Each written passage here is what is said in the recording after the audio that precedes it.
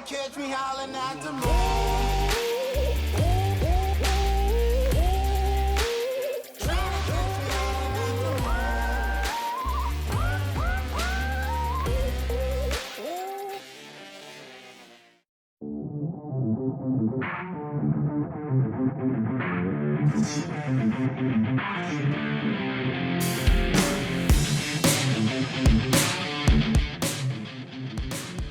Welcome to Peach Smash in Cowpen, South Carolina for round 3 of the MidEast Racing PeeWee bike season. This is the first time we've been to Peach Smash in over 10 years. In terms of track conditions, this round is a huge improvement over Harris Bridge and the mutter that it brought. It's a cool, dry, and sunny morning with tacky and rooty racing surface left over from the quads from the day before. The riders are looking to traverse over some hilly terrain with variation of light and dense woods. It's a beautiful track and sure to challenge everyone. Up on row 1 with the Super 8 to 9, we have our top 3 riders. Mason Moretz with a sick new graphic showing off the 22 Cobra. On number 301, Jameson Sowers and Wildman Ayden Melton on the 128 KTM. Mason Moretz has held a firm lead over the last 2 rounds, taking the overall. Jameson Sowers and Ayden Melton have traded spots, causing a tie going into the weekend for second place. There's looking to be a close battle between these two for the rest of the season. You have a good race today, bud? Heck yeah. Next row back with Senior 7, we're looking at Hudson Cohen. Hudson has led the class for both of the previous races and will be looking to extend that lead today. Joseph Tobin is out this week, which will surely impact his current tie with Luke Farish in points. Back on the final row is Shaft 4 to 9 class, where the battle is heating up between your top 2 riders. Landon Prewitt and Abel Bradley. With Axel Jolly out this weekend, that leaves third place wide open for a new rider. Wyatt Deyarmon is returning after missing Harris Bridge, and Elias Dingee is back after DNFing last race. The riders are at their ready as Ricky Towery gives the call for 10 seconds.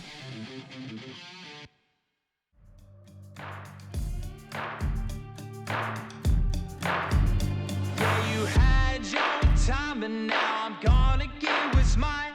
There's nowhere left on earth for you to hide. I'm gonna take your crown, wipe your name out of this town. Oh, it's too late to stop it now.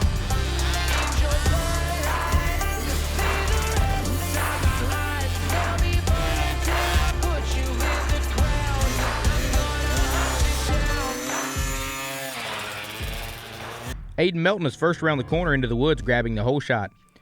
Jameson Sowers gets up to speed quickly, blasting around the corner side by side with Mason Moretz and Cam Rudolph. Jameson Sowers and Mason Moretz would follow in line for second and third, keeping up close behind Ayden Melton. By the end of the first lap, Jameson Sowers would have taken the lead by a mere 2 seconds over Ayden Melton. Mason Moretz would have a rougher time, crossing the line almost 18 seconds behind them.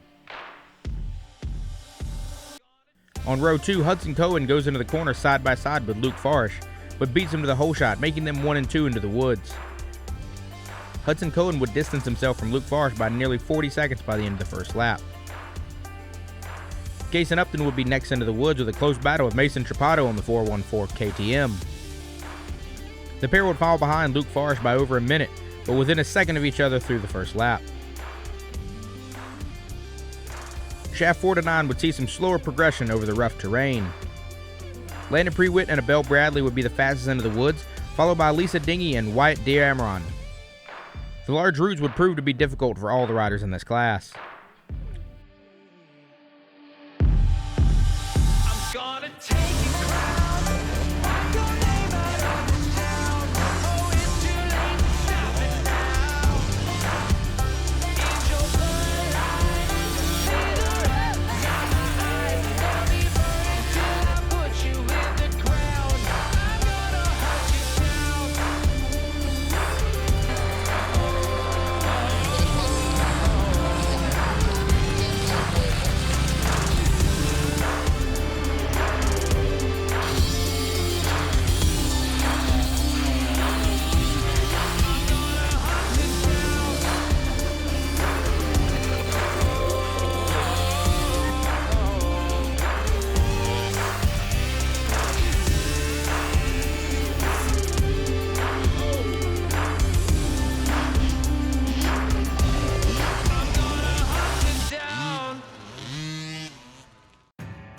Through the middle laps of the 4-lap race, Ayden Melton would regain the lead for Micro 11, but by the end of lap 2, he would unfortunately take a hard hit on the leg and will be unable to continue.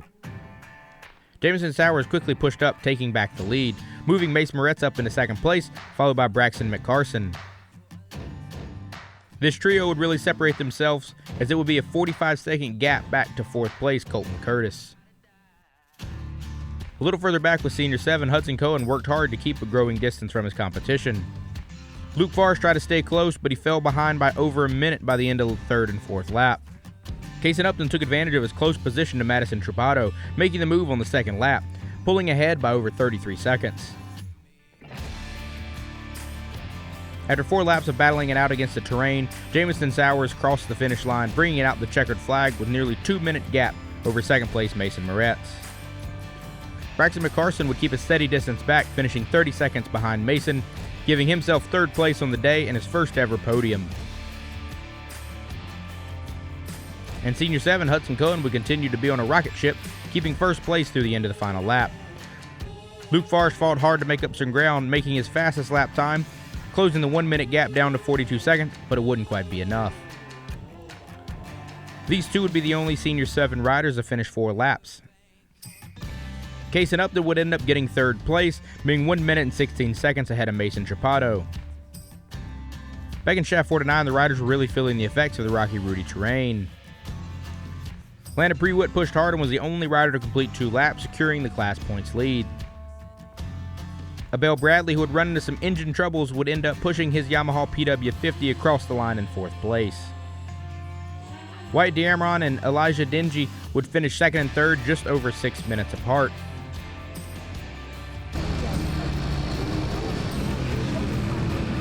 Did you have a good race? What was your favorite part of the track? Awesome. I'm glad you had fun today. Is that your first podium, bud? Yeah.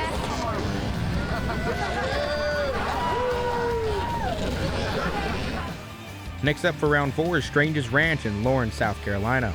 Another fan favorite known for some wide open racing across open fields and hills.